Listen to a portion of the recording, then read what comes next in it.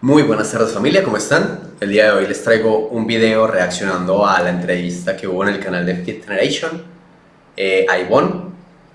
Ivonne es a día de hoy considerado por muchos uno de los mejores preparadores del mundo, si no es que el mejor. Fue el preparador de Ander Basurto, el ex campeón mundial de culturismo en la categoría de Men Physique, el falso Nati. Bueno, ya conocen mi postura al respecto. Sin más, empecemos.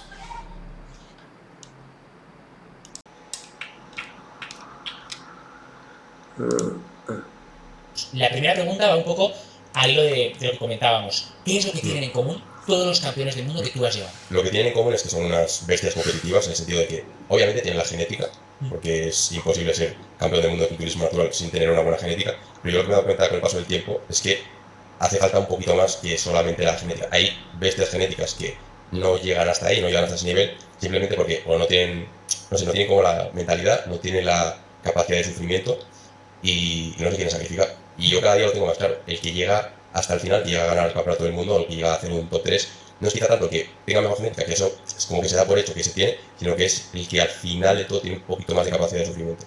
O sea, dentro de lo que son campeones del mundo, ¿todos son bestias genéticas? ¿O tú Exacto. consideras que hay alguno que solo con esfuerzo A ver, y agallas?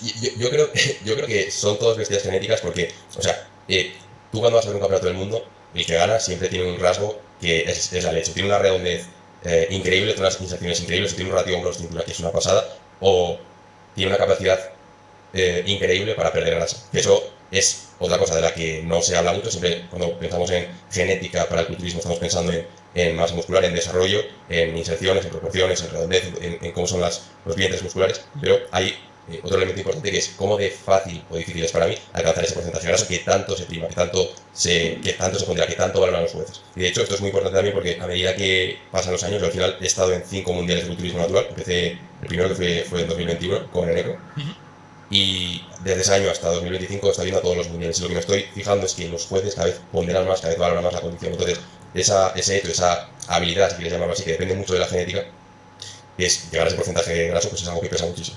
Y entonces hay personas que igual no sufren tanto, llegando tan abajo a nivel de porcentaje de grasa. Exactamente, exactamente. Bueno, es curioso esto, ¿no? Tú puedes coger a dos sujetos que pesan 80 kilos los dos, más o menos la misma cantidad de masa muscular, y uno puede bajar hasta un punto increíble comiendo 3.000 calorías, o puede ser grande, que tú antes lo hizo con 3.000, 3.500. ¿Bajó cuánto? ¿A cuál porcentaje más o menos? Bueno, se hizo una antropometría y le salió un 2% de grasa, si no me equivoco. 2% de Sí, sí, grasa. sí. Sí, Bueno, sí. imagino que será un 7-8, pero sí. Pues, o sea, sí, pero bueno, el resultado, o sea, si te metes en el perfil de Ander, hay una antropometría que se hizo justamente antes de competir y el resultado es saca un 2% de grasa. No tengo en la cabeza. A ver, aquí voy a aprovechar para hacer un inciso, ya que si bien todo lo que dijo Ivonne es cierto, en cuanto a qué, en cuanto a que, bueno, para empezar, no se puede llegar a un nivel competitivo de élite sin tener como cierto mínimo en cuanto a genética, las inserciones musculares, donde se insertan cada uno de los grupos musculares, entonces por ende eso da cierta estética de base de por sí. Eh, Tener un estado de salud que te diría yo medianamente normal, no tener ningún tipo de patología rara que te impida en la ganancia de masa muscular o en la pérdida de porcentaje graso especialmente. ¿Por qué digo esto y no en sí tener una facilidad mayor que el promedio para perder grasa o ganar masa muscular? Bueno, eso ya es más como cosa mía personal, y es que muchas personas realmente no hacen la actividad suficiente para llegar bien y con una buena masa muscular a un porcentaje de grasa bajo. De hecho, ese es el mismo caso de Ander y muchos otros culturistas naturales de élite que tienen preparaciones en las que llegan a dar hasta 30.000 pasos realmente, como pues yo actualmente, sin querer ponerme ya en ese punto, que claramente todavía me falta muchísimo. Bueno, y tampoco las personas suelen hacer un volumen lo suficientemente largo en el tiempo, durante una suficiente cantidad de años, para realmente tener esa base de masa muscular. Entonces, si no saben hacer esto bien, así tengan unas buenas inserciones, e incluso que tengan una predilección o una genética favorable para perder grasa, si no construyen masa muscular sobre el tiempo con el tiempo suficiente, o no tienen una actividad lo suficientemente alta y durante el tiempo suficiente para llegar a un porcentaje de grasa en específico, pues simplemente no van a ganar ni van a llegar a la élite, pero no va tanto necesariamente en que sea una bestia genética, sino en qué tan bien ha hecho los dos procesos y por cuánto tiempo. Bueno, seguimos. No son los valores normales de una antropometría, pero sí que es verdad que es un porcentaje graso muy, muy bajo. Claro. Y sí que hay casos, pues, como por ejemplo el de Ander, que tiene una facilidad muy grande para perder grasa sin perder masa Por muscular. si la gente no lo sabe, es Ander Basurto, tenemos una lista con él que ya está subida, es por si la queréis buscar en el canal. Y entonces es cierto que, de hecho, Ander mismo lo comentaba, destacaba por su bajo porcentaje graso y por ser una persona que tiene ese look, lo llama freak, ¿no? Exacto. De hecho, esta es una de las razones por las que tanto se le acusa de ser un fake nut, porque es capaz de alcanzar un porcentaje graso que no mucha gente puede. O sea, al final, cuando nosotros estamos hablando de alcanzar un porcentaje graso bajo, parece que es todo, venga, bajo calorías, subo pasos y ya está. Luego la práctica, si eso fuera así, todo el mundo lo haría. Es decir, si todo dependiera simplemente de un cálculo matemático de aumentar el déficit calórico, todo el mundo lo haría sin perder masa muscular. Pues hay que tener en cuenta otras muchas variables que te permiten llegar hasta ahí sin perder masa muscular, conservando la salud mental también, eso es importante. Sí, sí. Y llegar hasta ahí. Porque es que tú vas a un campeonato del mundo y no ves a mucha gente con ese porcentaje graso. Ostras, y A ver, realmente aquí lo que se refiere es que no es que sea fácil, o no sé si a eso se refiere, pero realmente no es fácil. Te digo yo que lo estoy haciendo en este momento. Hacer una actividad tan alta cada día es algo muy complejo, pues te cansa una banda.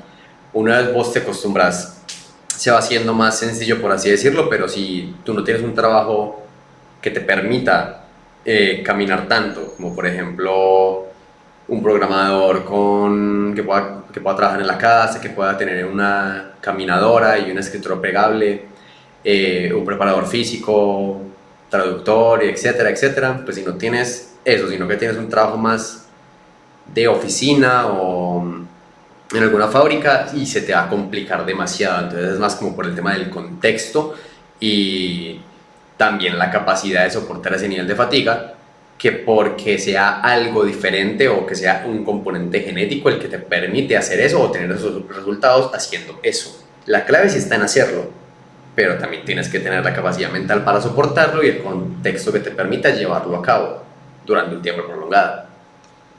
cuéntame un poco cuáles son esos factores. Los factores que te permiten alcanzar ese porcentaje graso. Eso es.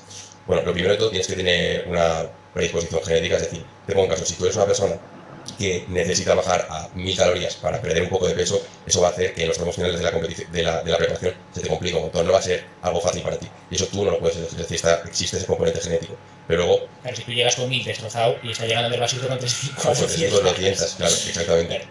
Y sujetos similares, o sea, yo también preparo a atletas que también tienen 80 y pico kilos de masa muscular, porque tienen que bajar las calorías, no digo a la mitad, pero sí que un 60%. Entonces eso se explica por factores genéticos, porque luego, si te pones a ver, calorías iguales, actividad similar. Luego también es verdad, una cosa que decir, que dentro de la misma persona puede variar mucho la facilidad que tenga en diferentes etapas de la preparación a la hora de perder grasa. Claro. Y esto está condicionado pues, sobre todo por factores hormonales, por cómo estés llevando tus niveles de estrés. Es algo que tengo comprobadísimo, que cuando tus niveles de estrés son altos y tus horas de sueño son bajas, es muy, muy complicado alcanzar ese punto.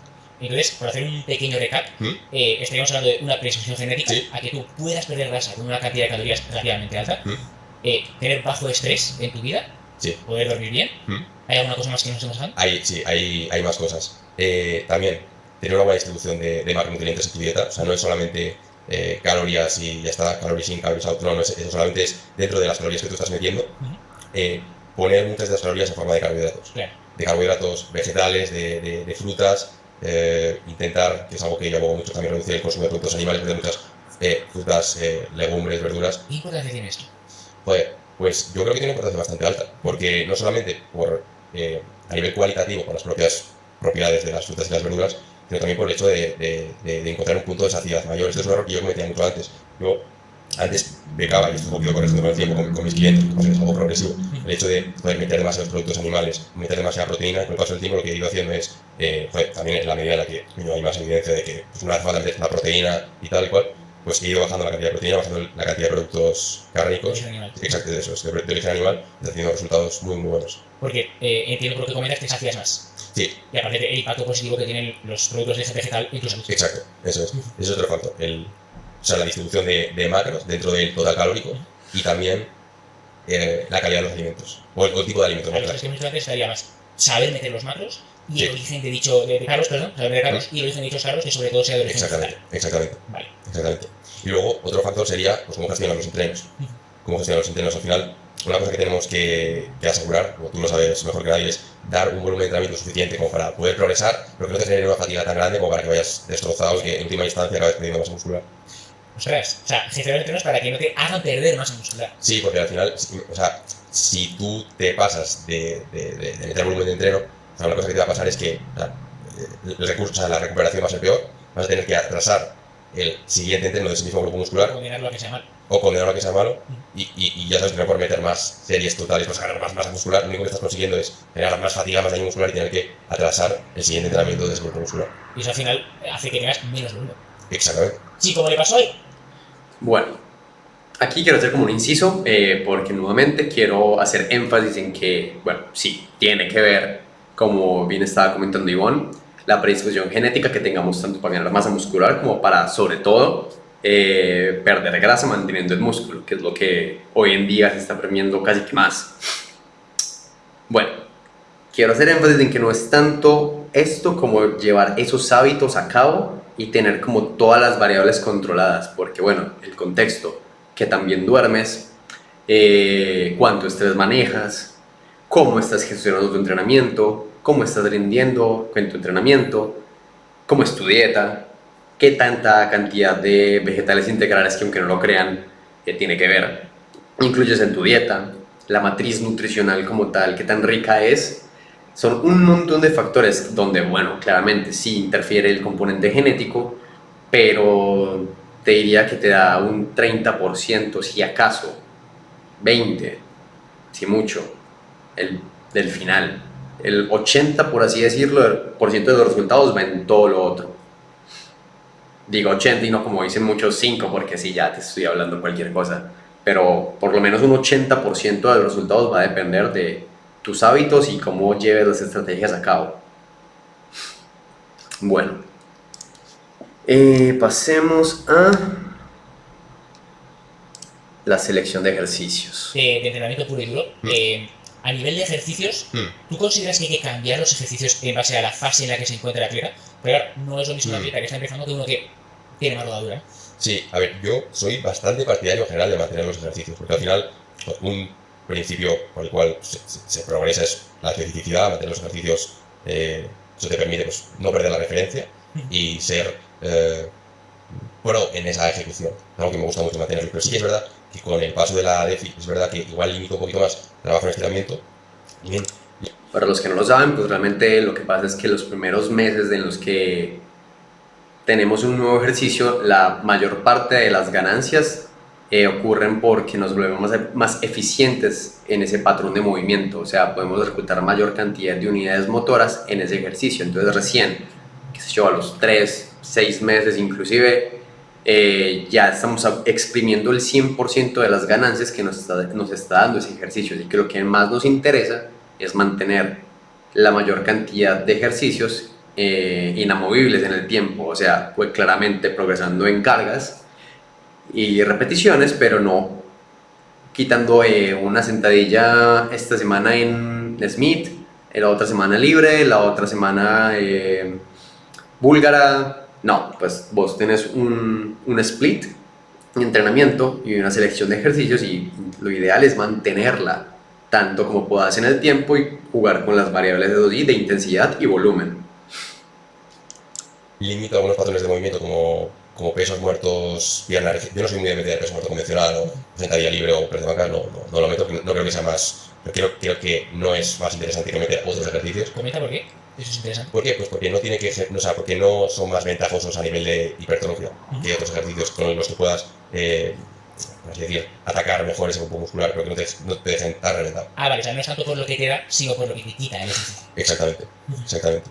Y luego lo que hago también es, pues, si tengo algunos pesos muertos, piernas rígidas que sé que te pueden dejar un poco frito, igual los cambio por algunos otros ejercicios, cojo las series y las meto en curva femoral, es decir, intento quitar trabajo que sé que va a tener un impacto grande a nivel de recuperación, incluso que te puede dejar tieso dentro de la sesión, por otros ejercicios que a nivel de ese grupo muscular te van a dar el mismo estímulo, uno muy similar, pero que no te van a dejar frito. Y si comparamos, por ejemplo, una fase de volumen en la que tú estás con más energía, te notas mejor, con una fase de definición en la que tú tienes menos energía, te encuentras más vacío, ¿cambias alguna cosa o también esa actividad que mantener un poco más ahí? Lo que es la selección de ejercicios sí que la suelo mantener, pero quizás sí que obviamente voy acumulando más volumen de entreno, porque los recursos de recuperación están muchísimo más optimizados y además no me importa meter un poquito más de trabajo más agresivo en el estiramiento, porque sé que la recuperación va a ser un poquito mejor. Ostras, pues justo quería abordar ese melón contigo, que es, bueno, dos melones en realidad que ya has mencionado, y que quiero que me des tu opinión sobre ello. El primero es el trabajo en estiramiento. Se ha hablado mucho de él, por si la gente que no está viendo no lo sabe, hay algunos estudios que apuntan a que aquellos ejercicios en los que tú estiras el músculo son más beneficiosos, te hacen crecer más. ¿Qué opinas de eso? Mira, mi forma de plantearlo es que en cada grupo muscular intento combinar todas las fases, es decir, intento mezclar o combinar ejercicios que tienen más demandas en acortamiento, mitad de recorrido y en estiramiento. No, o sea, no creo que meter todo el trabajo en estiramiento sea más ventajoso desde el punto de vista de la hipertrofia. Y luego, hablando de un segundo concepto que ya has dejado asomar, que es el ratio. Bueno, aquí igual los que me siguen en Instagram capaz ya estarán enterados del reel que hice al respecto. Lo que nos dice Ivonne es realmente cierto. Si bien hay estudios que nos plantean que hacer ciertos grupos musculares, sobre todo los que tienen longitudes más largas, en estiramiento, pues trabajar esos grupos teniendo como más en cuenta la fase en la que está el músculo en estiramiento, nos va a dar como resultado mayores ganancias en hipertrofia. ¿Qué sucede? También sabemos que trabajar en diferentes grados de flexión de la articulación y trabajar, por ejemplo, en estiramiento y en acortamiento nos va a dar como ciertas diferencias en las unidades motoras que reclutamos. Entonces, por ende, lo ideal sería poder manejar diferentes rangos para la hipertrofia o diferentes fases que hagan énfasis en diferentes puntos, como, bueno, sí, una selección de ejercicios que hagan énfasis en estiramiento y otros en acortamiento. Estímulo-fatiga, cuenta un poco a la gente lo que es y cómo lo gestionas. Bueno, el ratio estímulo-fatiga, tal y como yo lo interpreto, es cuánto estímulo te da un ejercicio a un grupo muscular en relación a la fatiga que te genera. Quizá hay ejercicios, pues, por ejemplo, si quiero meter un peso muerto rumano para atacar los isquios, que hay determinadas fases de la preparación que no me son demasiado rentables. Si quiero cambiarlos, por ejemplo, por un curl femoral, que sé que a nivel del estímulo que te puede generar no sé si varía mucho, pero sé que no te va a dejar tan tieso. Eso es un poco tal como yo lo veo. Entonces, sí que crees en el ratio estímulo-fatiga y sí que te parece que hay ejercicios mucho mejores que otros. Sí, habría que adaptarlo al contexto de la preparación en función de cuánto de optimizados tienen los recursos de recuperación, como la dieta, el descanso, el sueño, etcétera, etcétera, pero sí. Wow, se suele perder las tuercas, pero es muy interesante. Cuenta un poco más de eso. Sí, pues es un poco lo que te comento. Me parece un buen ejemplo del curl femoral que te he comentado. Es decir, yo creo que, o sea, tú, por ejemplo, te dejas igual de ti es un peso muerto que un curl femoral. No. El curl femoral acabas y te encuentras para hacer algo más. Pues eso, es un poco, o sea, no meter tantas series de isquio con un ejercicio que se te va a dejar más tieso, porque te va a generar más fatiga a nivel general que sin meterlas. Cuando desde el punto de vista del estímulo no va a cambiar demasiado. Entonces, claro, igual tú tiras más hacia aquellos ejercicios que te dejan libre para poder meter más volumen después. Sí. Y hablando justamente del volumen de entrenamiento, la cantidad de entrenamiento que hacemos en los entrenamientos, claro, yo me doy cuenta de que cuando tú más haces, menos duro puedes ir. O lo que es lo contrario, si tú estás yendo a tope, no puedes meter meter tantas series como meterías si fueras un poco más suave. Por otro lado, hay evidencia que nos muestra que no necesitas ir al fallo, pero a su vez también nos muestra que más es mejor siempre que lo toleres. Entonces, hay como un batiburrillo de qué le comunicarías tú a la gente, cómo gestionas esa relación entre quiero hacer más, pero ahora tengo que ir duro, pero no tengo por qué ir todo lo duro que, ¿sabes? A ver, este es un buen punto. Yo a la hora de programar lo que hago es, o sea, todas mis programaciones se baten entre fallo, cero, o sea, RIR 0 y un RIR 1. Y una de las cosas que más me importa al principio es hacerle ver a mi cliente, ya no te hablo de atletas, te hablo de clientes en general, o sea, ¿en qué se diferencia un RIR 1 de un RIR 0 de un fallo? Por eso soy tan capullo porque me paso un vídeo, porque quiero verlo. También tengo una guía para decir, oye, mira, si así es un RIR 1, así es un RIR 0 y así es un fallo. Entonces, una vez ya, cliente, no sé si me estoy yendo un poco con las ramas. No, perfecto, estás bien. De hecho, te iba a preguntar cómo ibas a distinguirlo, pero vale. Entonces, yo lo que me aseguro al inicio cuando empiezo a trabajar con una persona es pues que esta persona sepa discriminar esto. ¿Vale? ¿Por qué? Pues porque luego a la hora de programar, yo mis programaciones, igual hago programaciones tipo suelo mantener un entrenamiento lineal de un ejercicio, no lo suelo cambiar dentro del mesociclo, sino que lo mantengo lineal. Los incrementos de volumen los hago entre mesociclos. Ah, vale. O sea, imagínate que, por ejemplo, si yo tengo 8 series de isquio, yo los cambias en la rutina y la siguiente rutina va a son 10. Sí, o no, más 9 que 10 seguramente, pero sí, los hago más progresivos. Y dentro de esas series sí que es verdad que lo que hago es hacer incrementos de intensidad. Igual, pues si un ejercicio en el primer microciclo es 3 series, primera RIE 1, primera RIE 0, o sea, primera RIE 1, segunda RIE 0, tercero fallo, pues luego la siguiente microciclo puede ser, no sé, 2 al 0 y 1 al fallo, y así progresivamente. Es decir, creo que puede ser interesante hacer ese tipo de incrementos de intensidad. Es una forma de afinar más el efectivo. Aumenta la intensidad y yo creo que también eso ayuda a la gente. Bueno, aquí ya va como ciertas sutiles diferencias en la metodología de cada quien. Por ejemplo, Ivonne, al parecer, diferencia RIR 0 de fallo. Para mí, pues yo los programo y los utilizo como lo mismo, usándolo, y lo intento usar como referencia siempre para saber cuándo tengo que ajustar y subir el volumen o la intensidad de entrenamiento en uno de mis clientes. Pero en fin, detalles al fin y al cabo. Las bases son básicamente las mismas.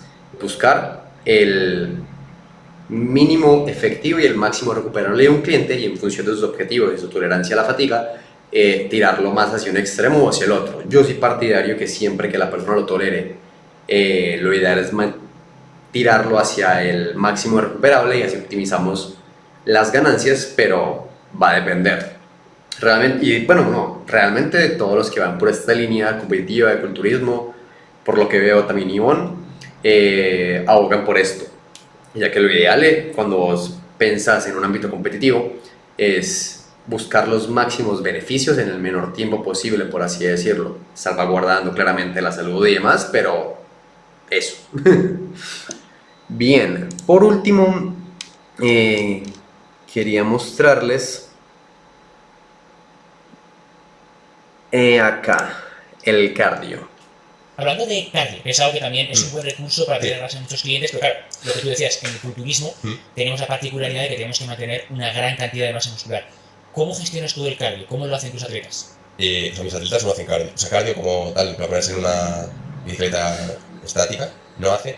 Igual algunos 15 minutos, pues entreno tal, sí que puntualmente, pero mis atletas meten muchos pasos. O sea, mis atletas meten muchos pasos. ¿Por qué? Porque al final tú sabes que cuanto más alta sea la intensidad, pues, lo primero, ¿qué estás buscando cuando incrementas la actividad?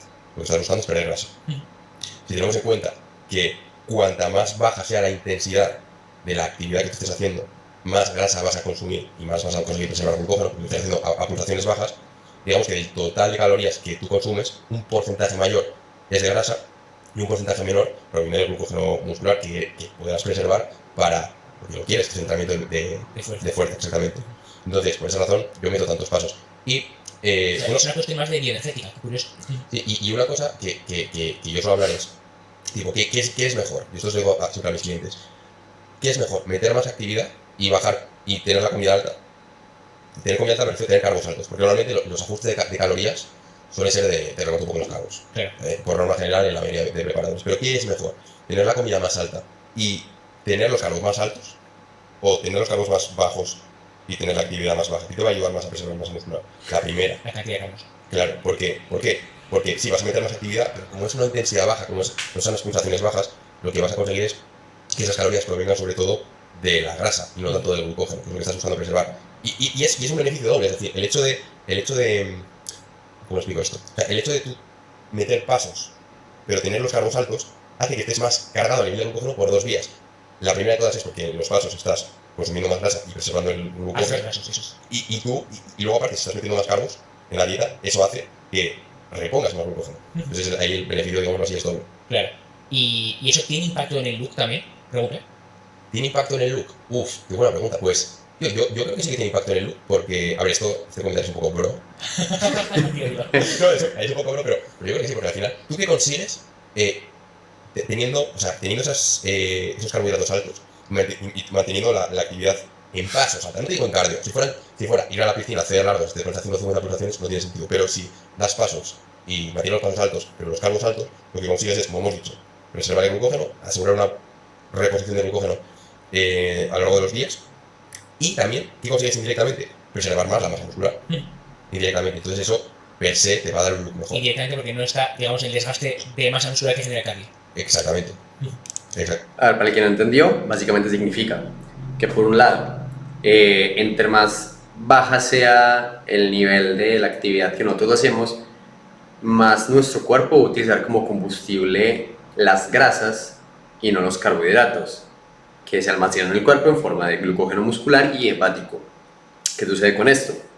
que lo que nos da el rendimiento en el gimnasio y la razón por la que muchas personas pierden rendimiento cuando están en una definición es porque bajan carbohidratos, por ende baja el glucógeno muscular y hepático y por ende baja el rendimiento, ya que el glucógeno muscular es como la principal fuente de energía para nuestros músculos, o sea, es lo que nos va a dar nuestro rendimiento, también tiene un papel en cuidar nuestra masa muscular, tanto porque nos ayuda a mejorar o mantener el rendimiento como por otras vías. Entonces realmente es un ganar-ganar por todo lado. ¿Qué sucede? Bueno, si por un lado tenemos más glucógeno muscular, que se almacena en forma de agua en el músculo, básicamente cuando bajemos vamos a tener músculos más llenos. Y si además mantenemos nuestro rendimiento, ya que la mayor parte de la energía la sacamos de las grasas, en nuestros pasos y demás, va a dar como resultado que no perdamos tanta masa muscular en la definición, o que de entrada no perdamos, o que incluso si sos un fenómeno genético o hacer las cosas demasiado bien, puedas ganar en los primeros meses de la definición masa muscular, o sea, ganas por todo lado. Los pasos son el rey. Realmente. Se habla mucho, hemos hablado mucho de las dietas extremas para perder grasa, pero no hemos mencionado cómo es la dieta de una persona que quiere ganar masa muscular. ¿Cómo es la dieta de un culturista cuando quiere ganar masa muscular? Es una dieta alta de carbohidratos. Bueno, espera, voy a hacer un inciso. Hay muchas formas de ganar masa muscular. Hay dietas desastrosas, comiendo 10 huevos al día y 1 kilo de pechuga de pollo, que te pueden hacer ganar masa muscular. Es lo óptimo, ¿no? Como veo yo, para mí, ¿qué es la dieta óptima para ganar masa muscular? Es una dieta alta de carbohidratos, alta en fibra, baja en productos animales. Obviamente quitamos los huevos ni verlos. ¿Qué pasa con los huevos? Pues que los huevos incrementan el colesterol. Ah, vale, Aquí vamos, la caja de comentarios va... Ya tengo que preguntar. Sí. No, pues bueno, los huevos... A ver, primero voy a decir que tiene razón, pues son malos por el tema del colesterol. No obstante, yo los incluyo actualmente en mi dieta por facilidad y por vago. Ahí entra un detalle, pero en ese sentido tiene razón. No son lo óptimo. No son un ultra procesado, pero no son lo óptimo. No son la mejor opción, básicamente, porque incrementan el colesterol LDL y con ello el riesgo de padecer un infarto. Sí, alta en carbohidratos, proteína no demasiado alta, las grasas pues un poquito en función de la fase. Yo las suelo tener en definición, igual puedo llegar a bajar hasta 0,5 gramos por kilo de volumen, pues ya suben más, hasta 1,2 incluso. Y bueno, pues alta en frutas, verduras, en función de la saciedad del atleta en ese momento, alimentos más o menos digeribles. Jugar un poco con eso, con la sostenibilidad del atleta en ese momento en cuanto a cómo de petado esté de comer. Es justo lo que quería preguntarte, porque... Bueno, aquí corté el video porque ya se estaba alargando demasiado, pero en fin, esta entrevista para mí representa mucho porque como confirma lo que he estado trabajando y en lo que me he estado basando a la hora de preparar a mis atletas. Es normal, ya que la mayoría de preparadores buenos nos basamos en ciencia, así que es normal que compartamos bastantes posturas, más allá de algunas diferencias en cuanto a la interpretación de algunos estudios. Entonces, nada, los que quieran ver la entrevista, se la recomiendo mucho. Está completa en el canal de Fit Generation, dura alrededor de 2 horas. Van a aprender bastante, se los garantizo. Los que estén interesados en mis asesorías 1 a 1, ya saben que tienen el link de mi formulario en la descripción de mi perfil y de mi biografía. Así que si les gusta este tipo de contenido, no olviden suscribirse y seguirme en mis otras redes sociales, Instagram, TikTok, futuramente Facebook y demás. Sin más, los dejo en comentarios y nos vemos en un siguiente video.